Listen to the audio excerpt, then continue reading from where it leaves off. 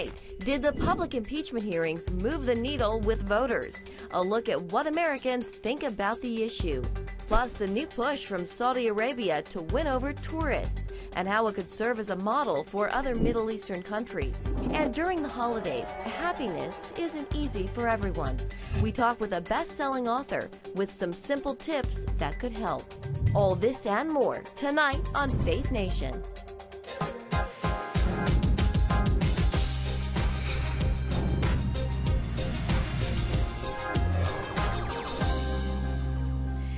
Another person close to the president ordered to testify. Welcome to Faith Nation, everyone, and thanks for joining us. I'm Jenna Browder. And I'm John Jessup. Democrats see a federal judge's ruling as a major win, potentially setting the stage for former White House counsel Don McGahn to testify in the House impeachment investigation. McGahn could be a key witness, but the White House is trying to put a halt to all of this, appealing the judge's decision. CBN News White House correspondent Ben Kennedy joins us with the details. Ben? Well, Jenna, John, this move by the courts contradicts President Trump's order for McGahn not to testify, but the Justice Department is telling the courts, not so fast. Today, they filed an appeal to the judge's orders, and if you read the bulk of the appeal, it points out that this is only the second time in history a court has ruled a senior advisor to the president must testify.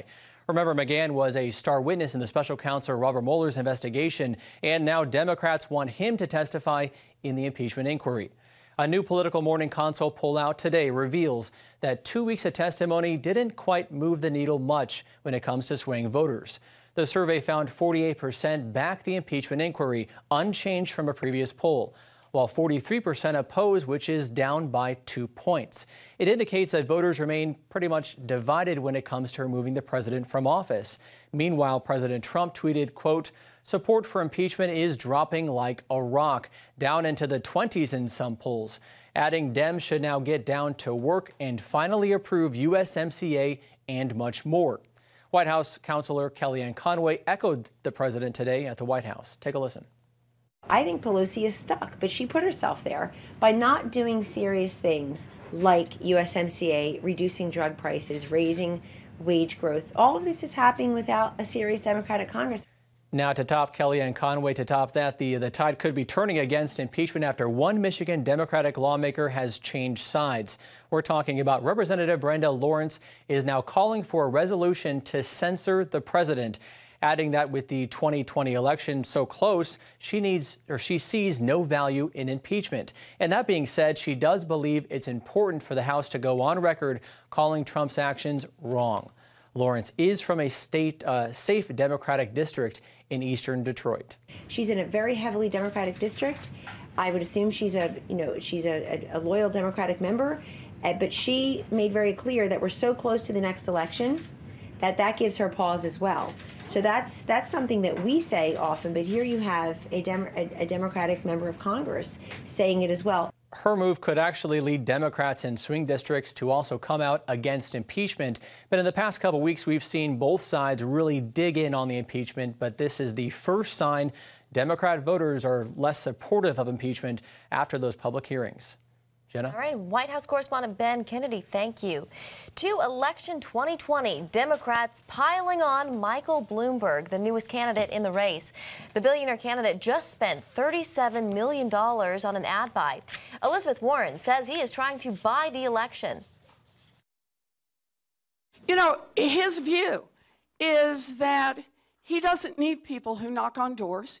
He doesn't need to get out and campaign with people. He doesn't need volunteers. And if you get out and knock on 1,000 doors, he'll just spend another $37 million to flood the airways. And that's how he plans to buy a nomination in the Democratic Party. I think he's fundamentally wrong. And Bernie Sanders has echoed those same sentiments. Bloomberg is foregoing campaign donations, instead using his own money to fund his White House bid. The campaign wouldn't comment on Warren's accusations, but during an event Monday, he did defend himself, saying, quote, For years, I've been using my resources for things that matter to me. I'm going to make that case and let the voters who are plenty smart make their choice. Well, here now, Jennifer Wishon, CBN senior Washington correspondent, and David Brody, CBN chief political analyst. David, let's start with you. Is Senator Warren right? Is Michael Bloomberg trying to buy the election? Well, it sure seems that way. I mean, $37 million. He's also not going to the first 4 states, Iowa, well, all of them, Iowa, New Hampshire, Nevada, and what's that last one? I forgot now. Thank you, South Carolina. Yeah. So yes, of course he is, and I think it makes perfect sense. He's also got a lot of other problems. He's already reversed himself twice. First, he said he wasn't going to run for president 6, 7, 8 months ago. Now he is. He also was supportive of stop and frisk policies, and now he's not. So he has all sorts of problems. It's not just money. But you're going to tell me the Democrats are going to elect? The Democrat voters are going to elect a billionaire for their president with Bernie Sanders and Elizabeth Warren out there? I don't think so. And a former Republican. Oh, and then there's that. Jennifer, his rebuttal was he uses his resources to fight for the things that he believes in. Is that effective? Well, that's true. That is something that's true. Look, I don't think that there are many donors who won't be upset that he's not coming to the well necessarily. But like David said, he has a lot of problems. And I kind of look at him as Donald Trump light. This is a rich guy from New York City. He has deep ties to Wall Street. As David said, he's going to have a huge uphill battle with minorities. And he just doesn't fire up the base. What he would do is fire up gun owners who would love to rush to the polls and vote against him. Well, yeah, speaking of firing up the base on the impeachment front, new polling shows that these hearings really have not moved the needle much with voters. David, this question to you. If the American people don't support impeachment, why would Democrats move forward with it? Because they really believe he abused power. He abused his office. They've wanted him out from the get-go. But more than that, forget politics for a moment. They don't like the guy. They don't think he should be president of the United States. And they believe he is a danger to society writ large in America. And that's really the true reason. Beyond that, you've got the swing states that we have to look at. In other words, those 31 Trump districts run by, or the Democrats control, if you will, a Democrat congressman. Basically, you're going to need 18 Democrats to drop off. Basically, you're going to need 18 Democrats to vote with Republicans regarding impeachment, and that's the only way he saves himself. What do you make of the Democrat Lawrence, Representative Lawrence, who says she doesn't really necessarily support impeachment anymore? Well, I think it's a big deal. It's a huge deal, and like I said, now we wait. I think this week during Thanksgiving is very, very important. We'll see Kendra Horn in Oklahoma. Watch for her. She's a Democrat in a Trump district, plus 11 Trump district, and also Colin Peterson in Minnesota, a Trump plus 31 district. He's a Democrat who voted against the impeachment inquiry. David, Don McGahn, the former White House chief counsel, has been called to testify. Is that an ominous signal for other White House aides? I don't think it matters at this point because they're not going to testify anyhow. And here's why. The Democrats don't care about them testifying. They don't even want to bring them in terms of the impeachment inquiry or any of the hearings because they want this impeachment vote wrapped up by Christmas. So really, all of this ultimately doesn't even matter. Yeah, this whole conversation has brought up the issue of executive power. Jennifer, you recently sat down with Supreme Court Justice Neil Gorsuch, and I know the two of you talked about this. Yeah. Well, Justice Gorsuch is concerned about separation of powers generally, and he gives this really unique example. He says that one of the Bill of Rights he really likes is that of North Korea. He says they have everything we have, plus some goodies. They have free education, they have free health care, and listen to this, they have a constitutional right to relaxation. I could deal with that, right?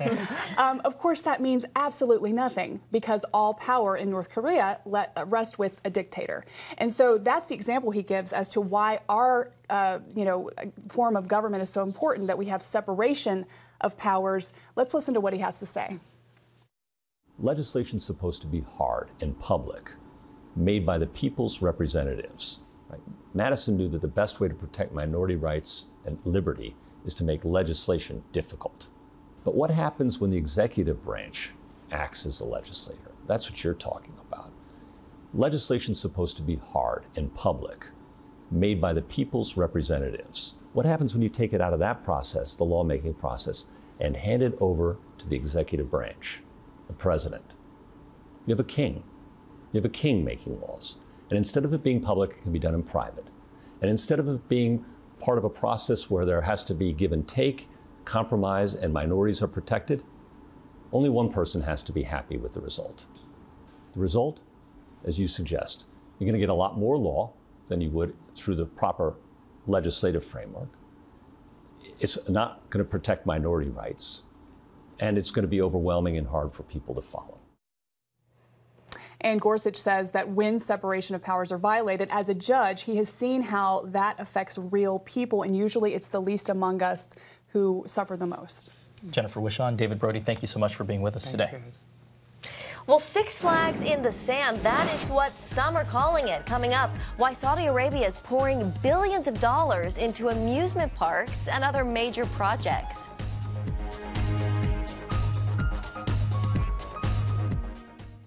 Hey, if you're tired and exhausted all day, you can't think clearly, and you really just need a cup or even a pot of coffee to get through your day, then join me, Dr. Josh Axe, for this new series where I'm going to teach you how to transform your diet and use essential oils and supplements to get a better night's sleep. Wake up to your best life. Call 1-800-700-7000 to get your free DVD or booklet of Protect Your Sleep today.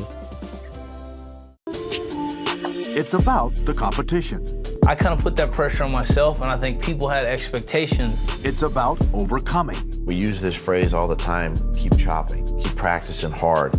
It's about going the distance. You know, I think as a father, it's my job, to lead. Just be the best husband and father I can be. Watch Going the Distance with Sean Brown Saturday night at 7:30 on the CBN News Channel. Orphans Promise is committed to loving and serving at-risk children, to helping keep families together, and to creating opportunities for strong and sustainable communities around the world. We're working in over 60 countries around the world, and with your help, we can do even more. There's an old African proverb I love that says, if you want to run fast, run alone. But if you want to run far, run together. At Orphans Promise, we want to run far so we can touch the lives of as many orphaned and vulnerable children as possible. But we don't want to go alone. We're out to change the world, one child, one family, one community at a time. Will you join us?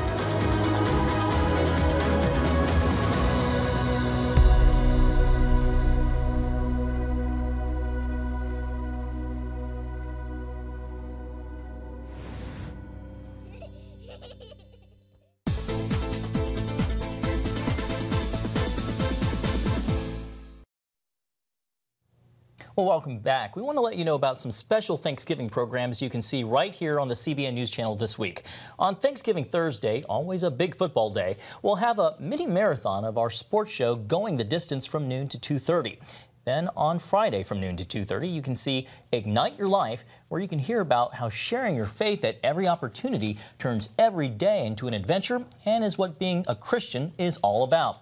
And we have special primetime programming, too, with the hope about the 50 years leading up to the birth of Israel, airing Thanksgiving night from 8 to 10, and To Life, how Israeli volunteers are changing the world. That airs Friday night from 8 to 10. Well, if the impending winter weather has you dreaming about your next vacation, how about the golden sands of Saudi Arabia, complete with a Six Flags-like amusement park? And the Desert Kingdom is undergoing radical and economic social changes. And now listen to this. They want you to experience that change as a tourist. Chris Mitchell explains. The major challenge facing Saudi Arabia is implementing Vision 2030.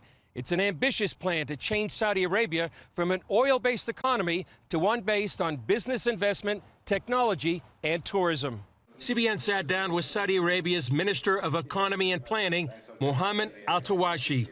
Can you describe for us what Vision 2030 is? Vision 2030 is basically unlocking this potential of Saudi Arabia, diversifying away from oil, having a sustainable, growing economy, engaging the private sector, creating sustainable jobs for the locals, but also having a regional responsibility and a global responsibility as a good citizen of the world. Dr. Yonatan Freeman of Hebrew University says Saudi Arabia can learn from Israel. And I think Saudi Arabia is asking Israel, what's your secret? How could you be so successful internationally using your own mind and not some sort of natural resource? So I think what Saudi Arabia is going to learn from us is how do we move ahead without being dependent on just one natural resource. One main focus of Vision 2030 is tourism. For the first time in its history, Saudi Arabia is allowing tourists from nearly 50 countries to apply for visas beginning this fall. tourism is one pillar where it ticks all the boxes. It ticks the diversification box, it ticks the jobs box, balance of payment, meaning people will come and spend money here. One tourist attraction for people coming to Saudi Arabia would be here at Al Ula. It's the southern capital of the Nabatean people and a UNESCO heritage site. It was part of the ancient trade routes more than 2,000 years ago. Amir Badani is the CEO of the Al Ula Royal Commission. A place that hasn't been visited, hasn't been studied, and we are committed to fully understand it, preserve it, and share it with the world through an interpretation strategy that turns Al Ula into a one large, engaging, living museum. This is basically the largest living museum in the world today.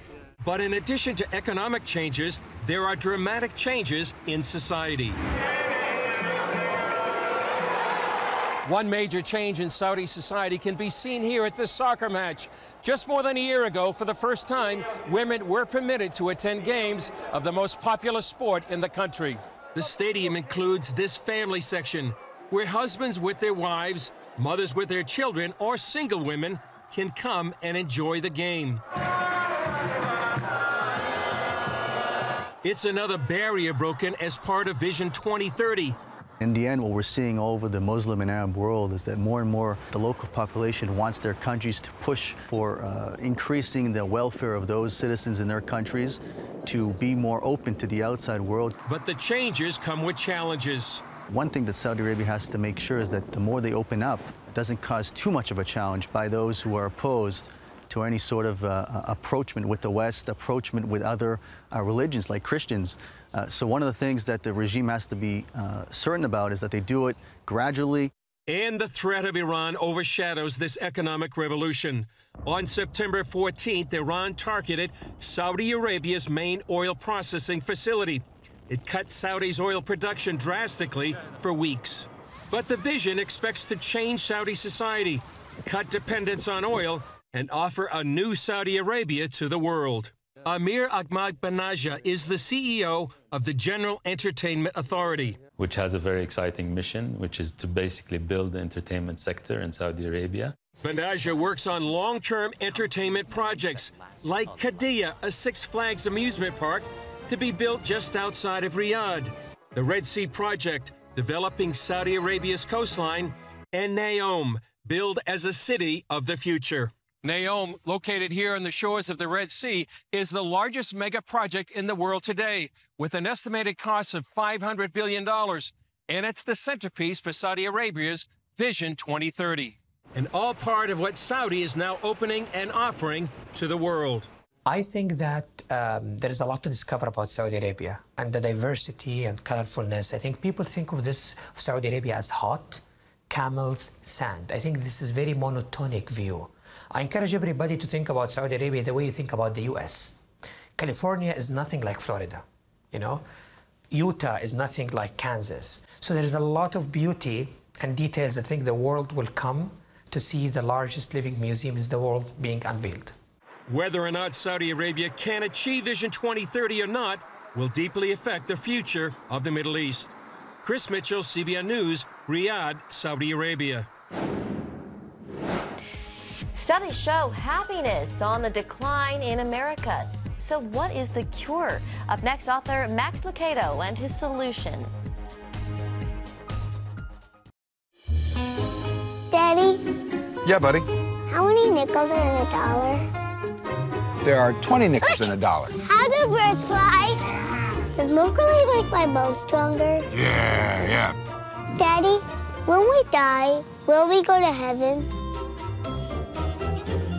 Do you have the answer to life's biggest question? Call the 700 Club. We'll help you find answers to the important questions life brings your way. Watch breaking news, in-depth exclusive stories and programs from health to entertainment you won't find anywhere else. The CBN News Channel, a perspective you can trust. Enjoy credible news reporting from around the world. Discover inspiring programs and stories of hope, all in one place from a Christian perspective. The CBN News Channel, a perspective you can trust. To watch the CBN News Channel, download the app or visit cbnnewschannel.com.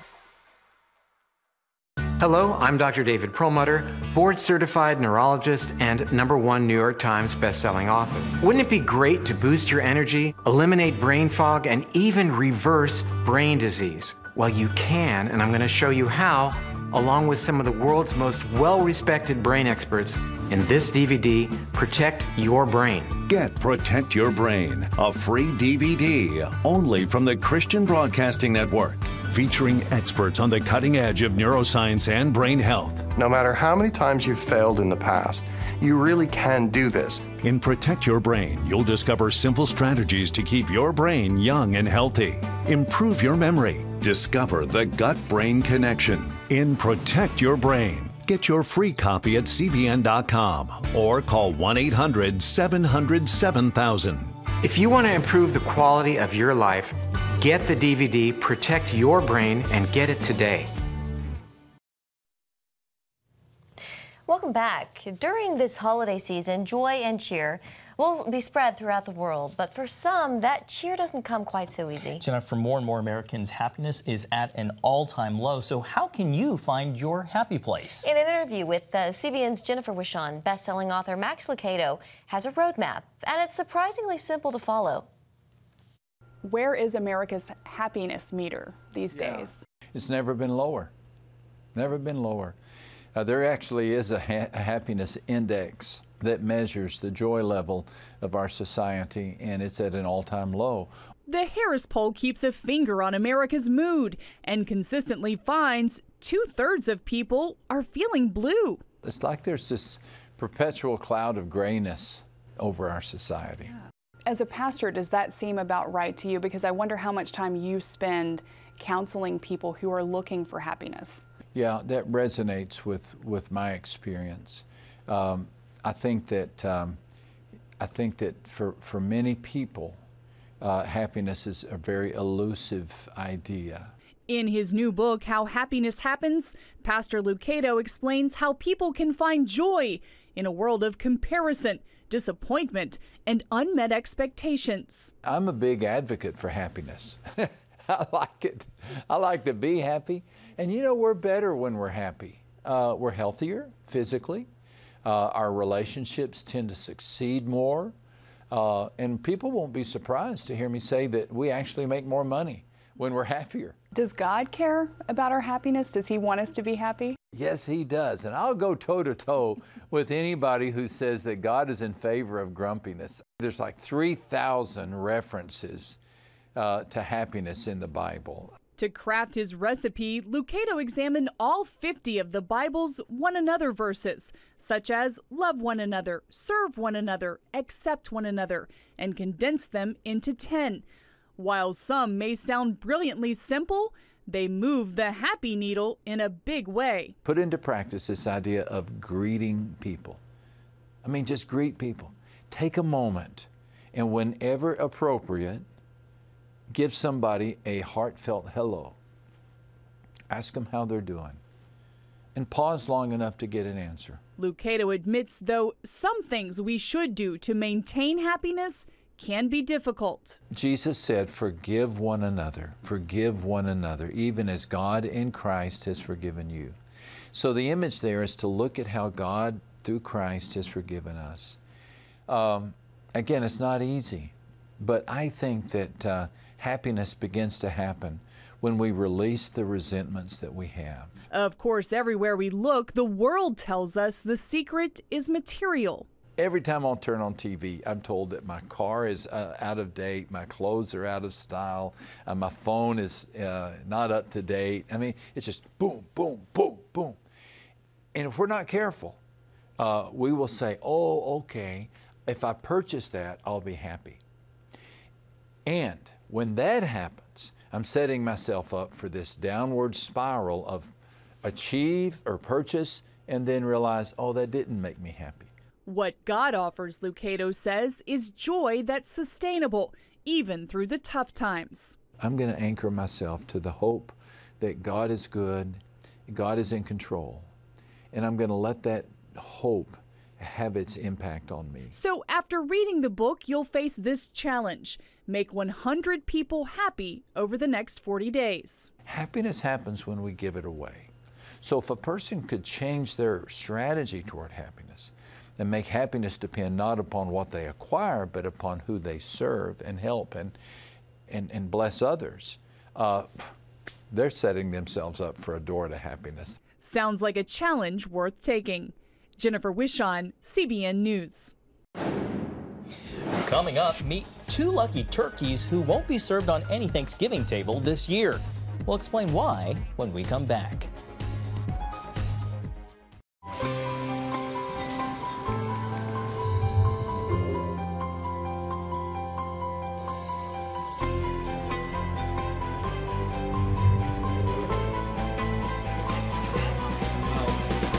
I am Region's first ROTC graduate student.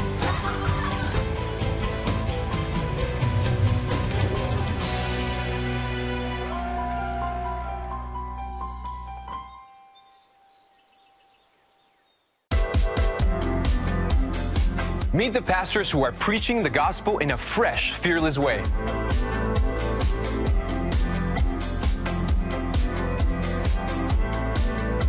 I'm Roberto Torres-Cedillo. Join me each week for Next Gen Voices.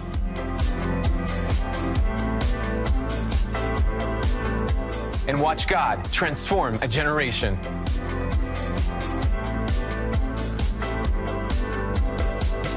How'd you like to get a redo on your health, on your body, on your arteries, so you could have the energy you had 20 years ago? The great news is you can. I'm Dr. Mike Roizen, chair of the Wellness Institute at the Cleveland Clinic. I've written 4 New York Times bestsellers. But even better than having to read all that, you can listen to this DVD and watch it. Protect your heart? Yes, you can. Here's how.